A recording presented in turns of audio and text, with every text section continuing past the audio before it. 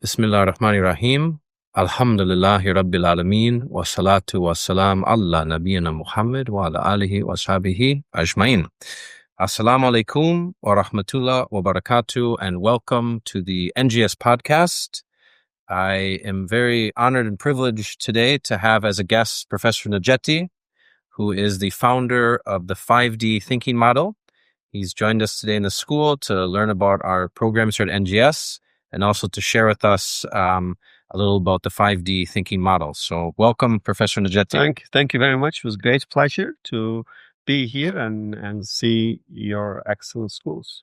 I'm really excited to share this with our community because I know firsthand from having gone through the training in Turkey that it is a transformative model that I think very much aligns with the mission and vision of our school. So perhaps we just start by sharing what is the 5D thinking model.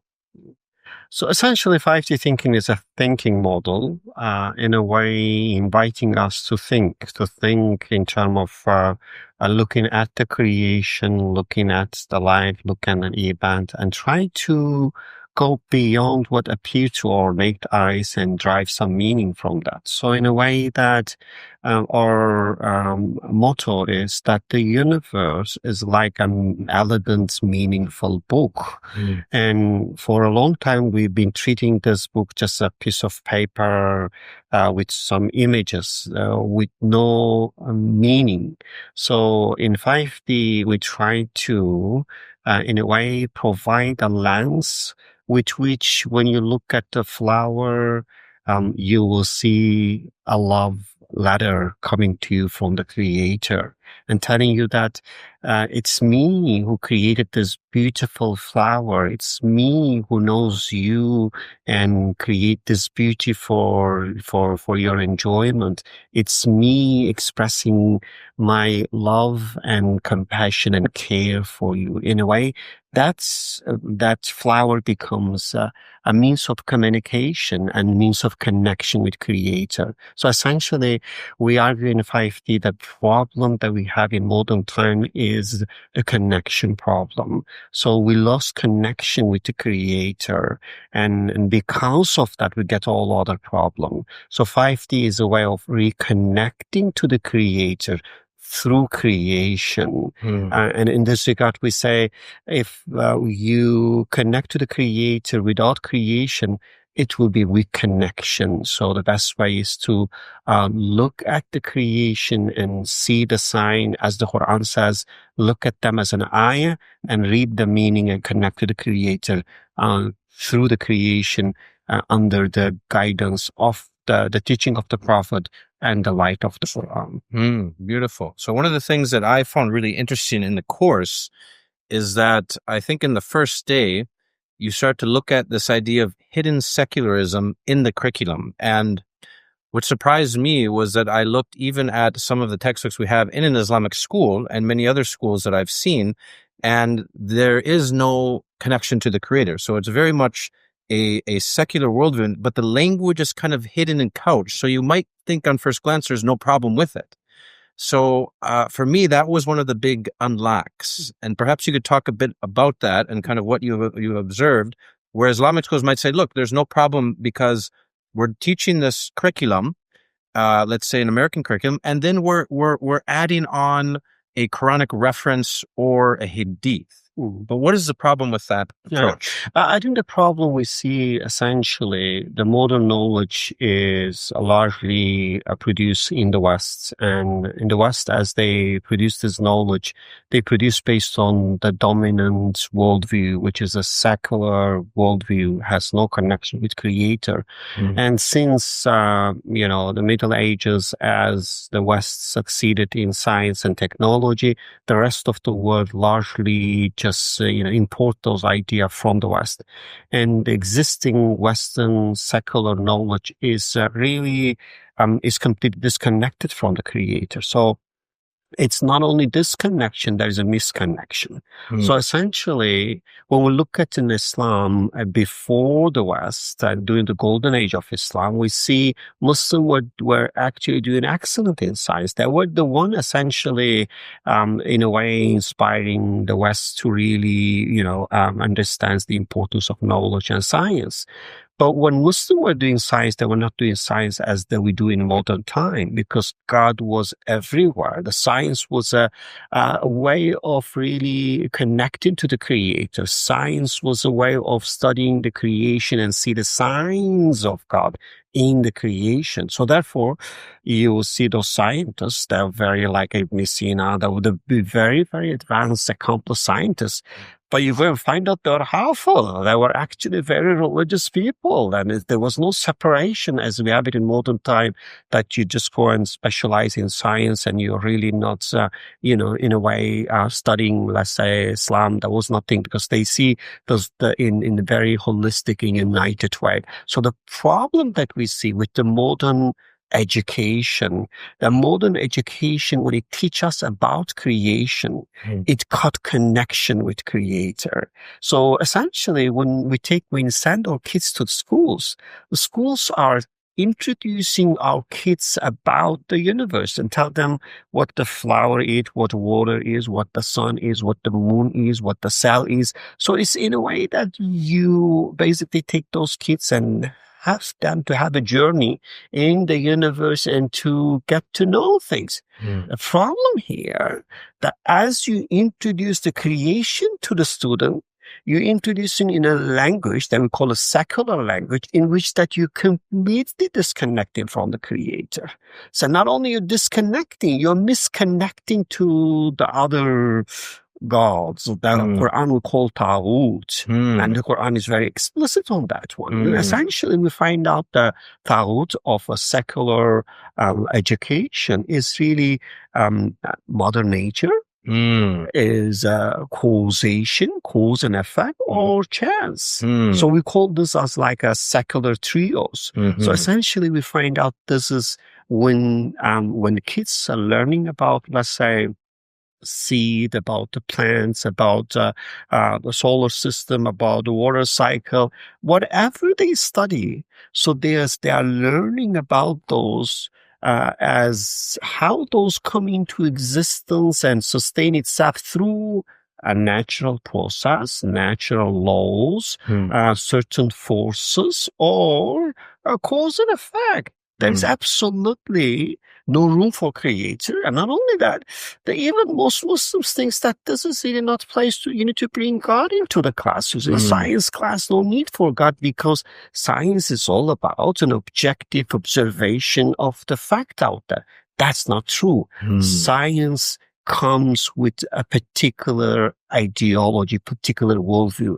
When Muslims were doing science, they had science based on the Tawheedi worldview. When the West is doing science, they're doing science based on a secular worldview. And as they are giving the scientific knowledge, they give their worldview as well. And that what we see as a problem. So essentially, we say the problem is disconnection and misconnection. You're disconnecting the creation from the Creator, the Abd from Rabb, and you're misconnecting to the other Tawheed, in a way, the causes, nature, and chance. And we see that's major issue. And every Muslims have to be extremely careful on that. Because let's say if I tell you, and I'm selling a curriculum, and the purpose of the curriculum is to really make students to believe in Trinity, Christian Trinity. You'll say, no way, in Islamic school, I'm going to teach the Christian Trinity. All the parents going to reject that. But we argue that the existing secular curriculum actually teaching a secular Trinity, the secular trio of nature, cause, and chance. And all the phenomena are ultimately explained through those trios.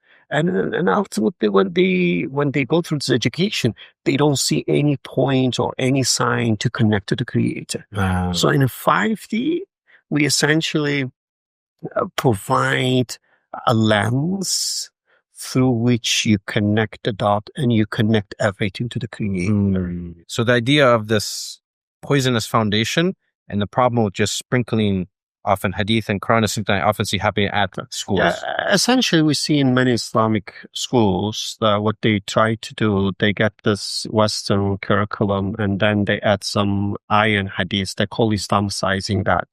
So the problem we see that if you don't remove the secular ideology, when you inject Islamic idea, it just doesn't work there. It doesn't work for two reasons. In one way, you're teaching in science subjects that water cycle is natural, just natural force work together to make that. And scientists also saying that. And then you go in Islamic studies, say, oh, it's God is actually creating the rain. He's the one that sent the rain. And now they are in a way confused. So, and what they will end up actually accepting, they will think, okay, maybe water cycle is the system that God created, and then, but it's automated system, and that is actually the best you could have it. And this is deism, because deism essentially, when you believe that God created the universe and established the system, and let the system automatically run by itself, and now he's on vacation, he's just observing that. But that's not the God of Quran. The God of Quran is involved in everything, every moment. A leaf, even the Quran will say, cannot fall down without his will, without his power. So in that case, essentially, when you get this curriculum and when you're not aware of the poison, so the best you could do is just in a way that give them an idea as if this automated system is just created by God. So in 5D, we say, no, that's not the case. That essentially God of the Quran is God of everything. He's involved in everything. He is the only power doing everything. So in a way that we try to bring this in a class, like I give you an example. Let's say in science class, when you teach about water, you'll say, oh, 2 hydrogen, 1 oxygen will come together and establish a certain chemical bond, and boom, you get water. So we say, no, it's not that simple, because hydrogen and oxygen has certain property and water has certain property. And the property of water and property of hydrogen and oxygen has almost nothing to do with each other and almost opposite to each other. So we say, how did you get water from such strange 2 elements? Or they say, oh, it's emergent properties. Whenever hydrogen and oxygen come together, naturally, some new property emerge. But we say, but how come those emergent properties turn out to be excellent for us and for living beings? Or they say, well, because we're very lucky, and therefore we get really water and with this property from hydrogen and oxygen. We say, no, that is your own belief. That's not science. So the science, yes, is true. 2 hydrogen, 1 oxygen come together. That's true. Establish certain bond. That's true. Yet it's true that the water comes that you observe, because science is all about observation. We don't deny that. We appreciate that. But we say 2 hydrogen, 1 oxygen alone cannot make water. The property of water is not emergent property. They are newly created property. Whenever hydrogen and oxygen brought together, they cannot come by themselves, by the way.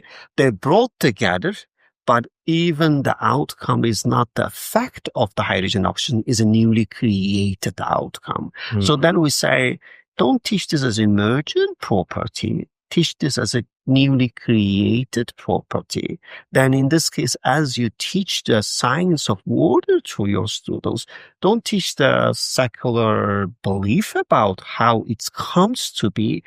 Bring your faith. That's what the Quran will says, that he is al-Khalaq. He constantly creates. He's al-Khaliq. He is the creator. Now bring the creator into your science class and link directly to what you observe in science. So in that case, we're not actually denying science. In our workbook, we call science sacred. We truly embrace science. We think science are actually amazing means, provide amazing material to us. What we're rejecting a secular ideology, materialist ideology, then injected by Western scientists into science. We say that's not our belief, that we filter them out, but then we use the rest of science as a way of see the creation as a science of God. So we say, like, if you don't study science, when you look at water, you will never see the elegance in the creation of water. As you study water, you see hydrogen, oxygen, you study hydrogen, oxygen, you find out every piece of water is a miraculous. Every piece of more water is amazing creation. So in that case, science provide you an amazing opportunity to see more signs of God. So therefore, we are fully embracing science, and we even name in our workbooks based on the science. But what we are rejecting is materialist ideology. So we think that's really not Islamic, and we don't have to embrace them. And we think that those Western scientists are not honest. They're injecting their ideology into the science, and they're selling us as if this is science. We say, sorry, that's not science. That's your belief. And we have our own belief. We don't have to take your belief. And furthermore, that belief is very much in contradiction with our belief. So it's better for us to actually get our belief and study the science in the light of our belief.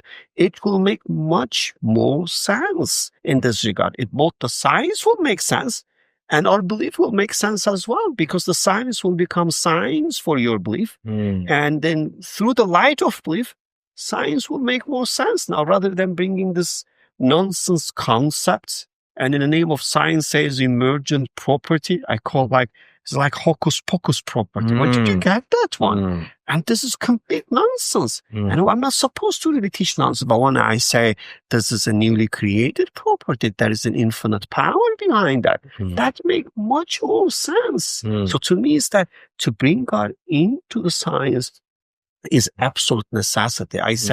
We say that basically, if you teach science without God, that either the science is incomplete or incorrect.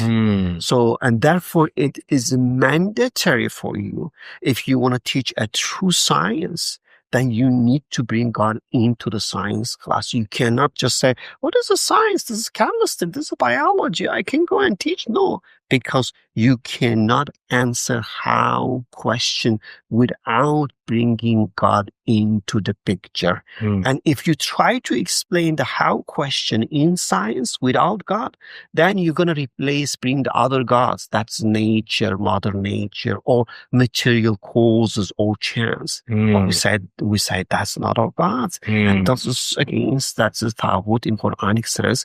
And we negate that and reject it. That's really what we try to do in 5D. MashaAllah. Very powerful model, and one that I encourage educators to look into. There's now quite a bit of resources available online.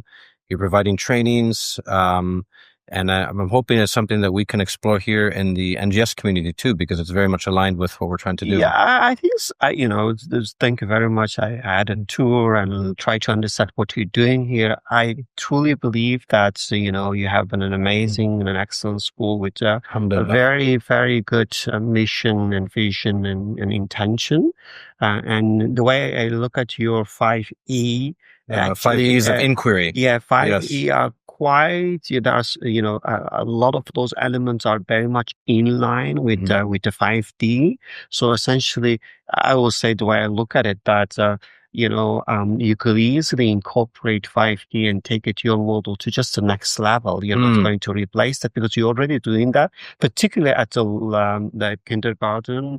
Yes, we saw halak all over. I see almost you're already implementing 5D at a lower grade. By the higher grade, as you start to implement this American curriculum, you see that shift. Then you see the shift. You see that's basically you don't really have an alternative in a way that unknowingly that you are shifting from what you're given at the very early age. And it's not enough to put the Hadith or Quran reference at the end there. It doesn't, because we gave, you gave us to look at it.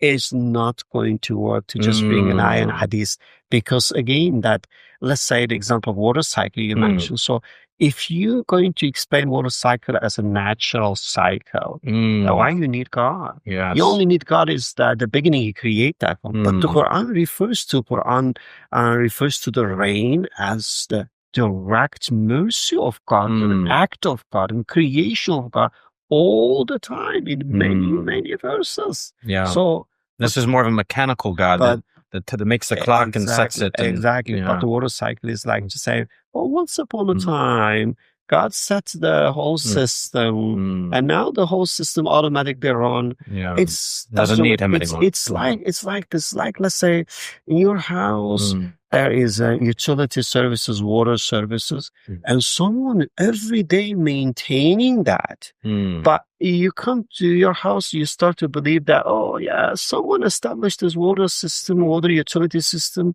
and I just pay the price once.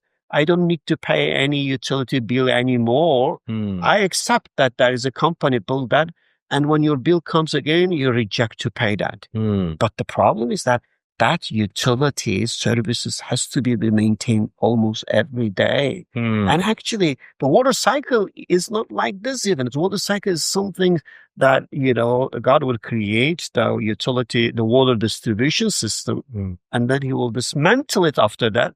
And when again he will going to send you the water, he recreate and resend it to you.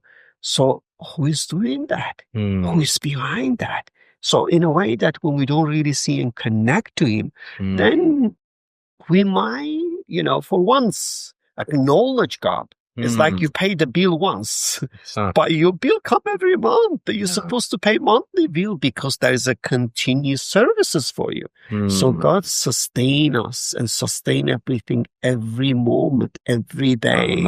So we're not believing, the Quran does not tell us that God is the one who just create the system and everything's automatically running. There's nothing like this. So Rabb and Rububiyyah, essentially meaning that he's the sustainer. He sustain everything every moment. When you're aware of that, you feel a lot more gratitude too. Exactly. That's why I say like, when you purchase a house, and you appreciate, or you say, someone built the house, you pay the price, but after that you don't have to think about it because you acknowledge someone's a builder, you pay the price, but then you forget. But imagine that you have a house, it's being destroyed every day and being rebuilt every day.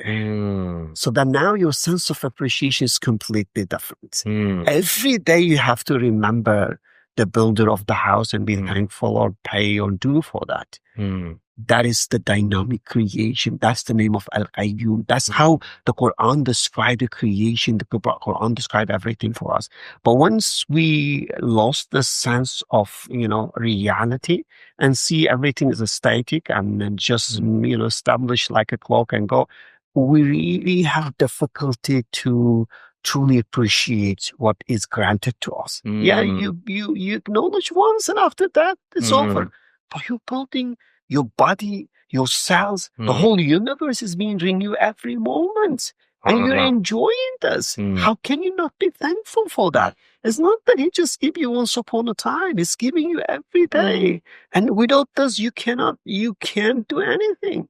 So I think this level of understanding, for sure, once you have this level of consciousness, then you don't have to tell them to be thankful. That becomes naturally as the outcome. The appreciation just become something very, let's say, normal. And you will just become thankful. MashaAllah. And that's kind of what I've witnessed with those schools and people that even go through the training with 5D, those light bulbs kind of come on and the connections are made. And so we watched a video from Malaysia of the students there. It was incredible how easily they kind of adapted this model.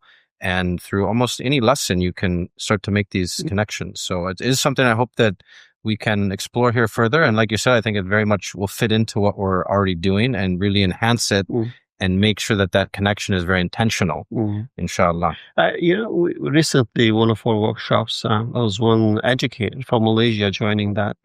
And at the graduation or the closing ceremony, she was almost crying what she was saying. She was saying this. She said, now I'm reflecting, I'm saying, God is revealing himself in everything. How I was not able to see him in the creation. But now after going through the 5D training and start to see that everything is a science of God, she was like thinking, looking everything and everywhere as if everything's an eye, everything is just a calling, everything is just a way of connecting and communicating with the Creator. And her thing was like, how come that I couldn't see so far? And her answer was, it's because because you want to do the secular education. It's A because veil this was put on. secular ideology blind you. Blinded you, And when yes. you blind you, then you can't see that, because then you're blinded that you thought about this as if this is just cause and effect, natural laws, all the science explained this way, and then you start to believe in that, and you don't see the hand of God behind everything. So therefore, I think the Quran is very clear. It's like, and it says, you use this analogy, it says, بِيَدِهِ مَلَكُوتُ كُلِّ شَيْءٍ. So the yad here is that it clearly refers everything's with his hand, with his control, with his power, with his will.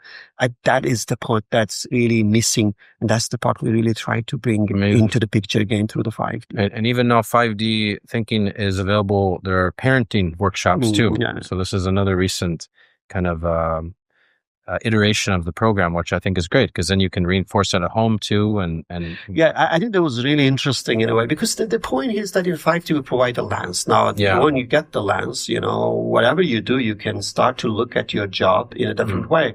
So in one of the training, we got those one couples. They have been doing this parenting program for 8 years, and they're doing professionally, paid is their job. So after the training, they realized that they could change their training. They come up with a 5D transformational parenting. They changed the name of their program, and they're starting to use the model to teach parents how they could be better parents by connecting to the Creator, by seeing, the meaning in, let's say, being a parent and raising the kids. So they're really now applying the 5D and 5 steps of 5D in those parental workshops. MashaAllah. Very exciting. So we look forward to learning more. We'll link up the 5D thinking model in the website, so parents can learn more and community members can learn more. And we hope you can come back and visit again and maybe do a training for our teachers, inshallah. Inshallah. And also, hopefully we can meet your parents as well. Yes. That's very important. That's a great idea. I think they would love that. So inshallah, we can make that intention. So thank you again, Professor Najati, for joining us today and spending time in our school. And we do hope to see you back again soon. Thank you for inviting, inshallah. Most welcome. Jazakallah khair. I'll just close with the dua of the majlis. Subhanakallahumma wa bihamdika nashhadu an la ilaha illa anta nastaghfiruka wa natubu ilayk. Wa assalamu alaikum wa rahmatullah wa barakatuh.